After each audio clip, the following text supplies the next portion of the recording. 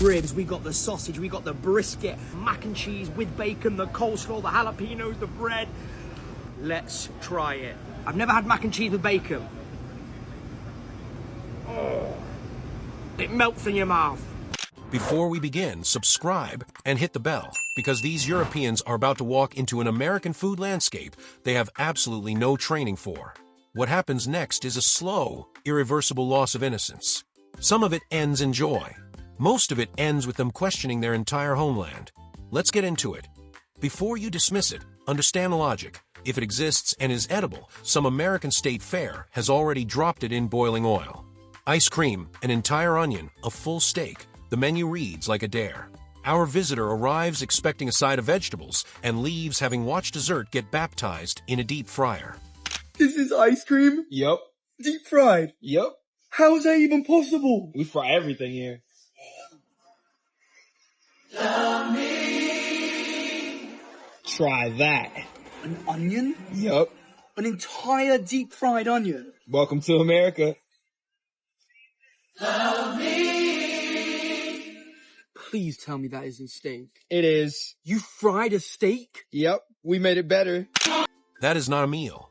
That is a confidence trick, and America has been running it on the world for generations.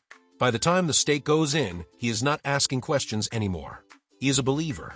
Steak? Yep, we made it better. Love me, love me, love me, love me.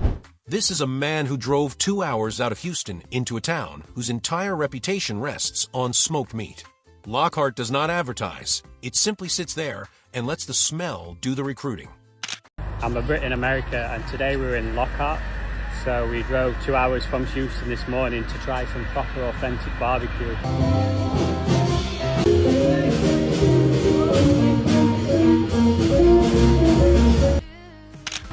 The transformation is quiet but total. He stops narrating the trip and starts planning the next 10. Britain gave the world the Sunday roast. America took that energy, left it overnight over oak wood, and handed it back unrecognizable.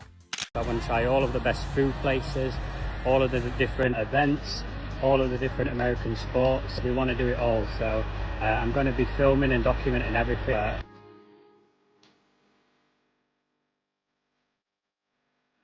We're just driving through the countryside now, and we keep going past ranches with the long driveways. The happiest day of his life, and he is not even exaggerating. A double cheeseburger and fries that somehow make him question the entire culinary output of his home country. Watch the exact moment the juice hits, the grin arrives before the review does. Thank you. Great, thank you. This might possibly be the happiest day of my life. Right, let's try the burger first. Look how juicy that looks. Taste test.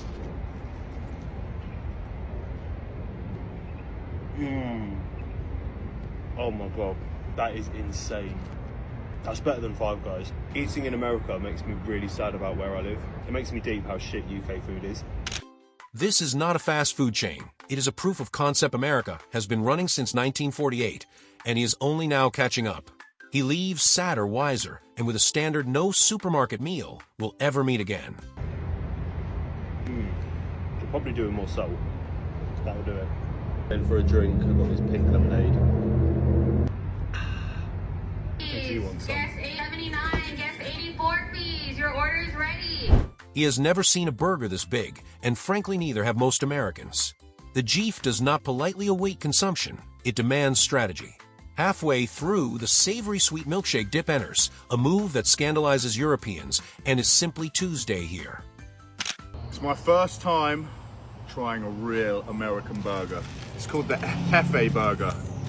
Can you see that? Look at the size of that. Huge. Oh my goodness. Good luck. I cannot wait for that. Let me have a go on that. I've never seen a burger so big in my life. Oh god, you got it everywhere. Oh my. That is the whole story of this video in one bite. A European overthinking a combination Americans have been perfecting without a second thought.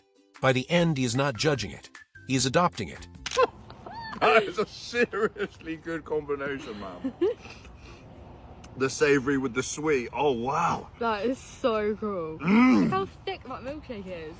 Guys, This burger's going to be gone quickly. Look at that. Just look at that. Saturday done properly.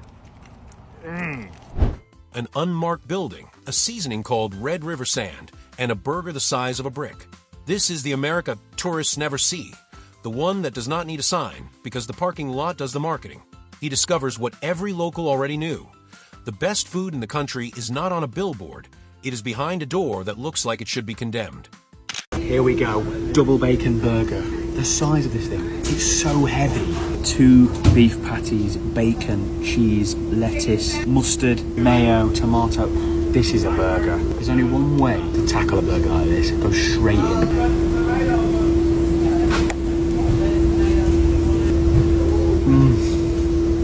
Oh wow. His verdict on the big chains is a one-way door. There is no going back. The grandma has cooked homemade fries and put some sort of magical Harry Potter powder dust on top of it. Delicious. This is why hole-in-the-wall places are just so good. TLC smashed it. $21 and change buys a milkshake that knocks 5 guys out of the building, a chicken sandwich he ranks above the entire competition, and a mac and cheese that makes him question everything he has eaten for the past decade. Can I also get the milkshake though that you've got as well? What kind of milkshake would you like? Cookies and cream, please. Yeah. That's the best one. And can I also get the mac and cheese? Yeah. It's going to be $21.49 today. Thank you. My pleasure. Where are you visiting from? London. London? That's Yeah. awesome. I go back home today, sadly. I really don't want to leave. First up was the lemonade, which was very nice, and now the milkshake. Oh my day. He came for the hype and leaves defending it. The chef's kiss is not performance. It is the involuntary surrender of a man who has tasted what he cannot get at home. I've not tasted chicken like it. I do think it's actually better than Raising Cane's. We just don't do chicken like this in the UK. Chef's kiss. Now, I love me a waffle fries. Obviously got those. I mean, who is getting a side salad? If you get that, you are clinically insane. And should be locked up for that behaviour. Could have done with Evan, he says, and he means it. 2 ingredients America paired together decades ago and never thought to tell anyone. The dip is the transformation. Before it, polite approval. After it, a man redesigning his entire national cuisine. Today I am trying one of the most American meals you can try. We don't have this in the UK. This is a grilled cheese sandwich with tomato soup. Grilled cheese sandwich first. Pretty good. Pretty good. Let's give it a dip. It is the most comforting thing in this entire video, which is exactly why it lands so hard. He is not just eating soup. He is mourning a childhood he could have had. Know how to get the best combination of foods. I would never do this in the UK. Grilled cheese sandwich with tomato soup, absolutely incredible. I got my grilled cheese sandwich and tomato sauce. Unlimited salad, unlimited soup, unlimited breadsticks, and a portion of pasta large enough to feed a small town. The Europeans' obsession with the to-go box is the real reveal. Back home, leftovers are a small container of regret. Here, the meal is engineered, so you leave with tomorrow's lunch already paid for. We'll eat for the next 3 days because she's already said you're going to need it to go box. You take the rest home. Marinara, 5 cheese, and Alfredo. Amazing. Fantastic. Thank you so much. Looks great. Thank you. I need a breadstick, like now. Thank goodness we didn't actually end up being able to get the mozzarella sticks because are you joking? Yeah, that's crazy. So this is just our stuff. So that's the salad that's unlimited that comes with your main, right? Look at the size of it. This is my soup that is unlimited that comes with my main. And those are the sauces that are also unlimited that come with the unlimited breadsticks, right? They should rename this place. Yeah. Right? It should just be called... He calls it brilliant, and he is right. This is not a restaurant. It is a promise that no one at this table will ever go hungry again. She said it was the best one besides the chicken, but because we've got loads of other chicken, we didn't have more chicken, right? So, the soup at Olive's Unlimited Garden. Oh, that's really nice. Yeah? Yeah, and she said it says on the menu that it's spicy, but that it wouldn't even be spicy for a baby, and she's right. The first cheesecake of his life is a slab the size of a small plate, and his verdict is immediate and absolute. He is never coming home. What finally breaks him is not the richness, but the scale, a portion so unapologetically American that no British dessert would dare. Cheesecake Factory in Los Angeles. I'm gonna try cheesecake for the first time. This is a big ass cheesecake.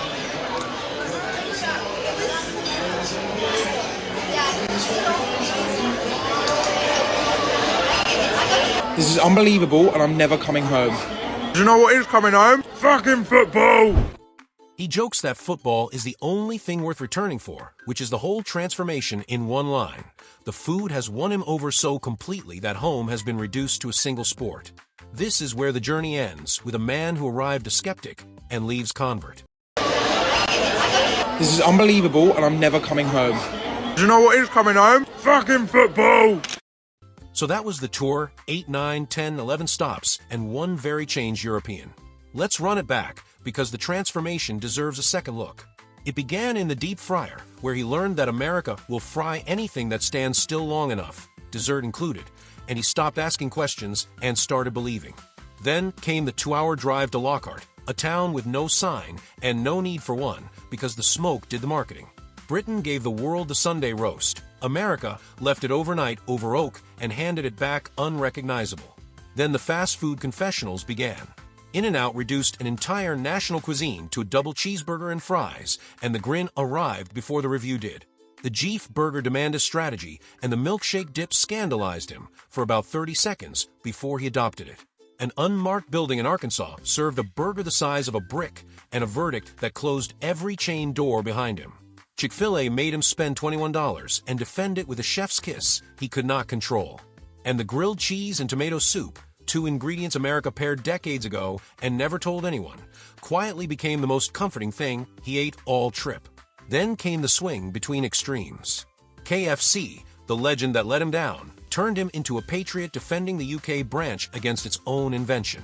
Texas Roadhouse reversed everything with cinnamon butter and a ribeye that ended his skepticism.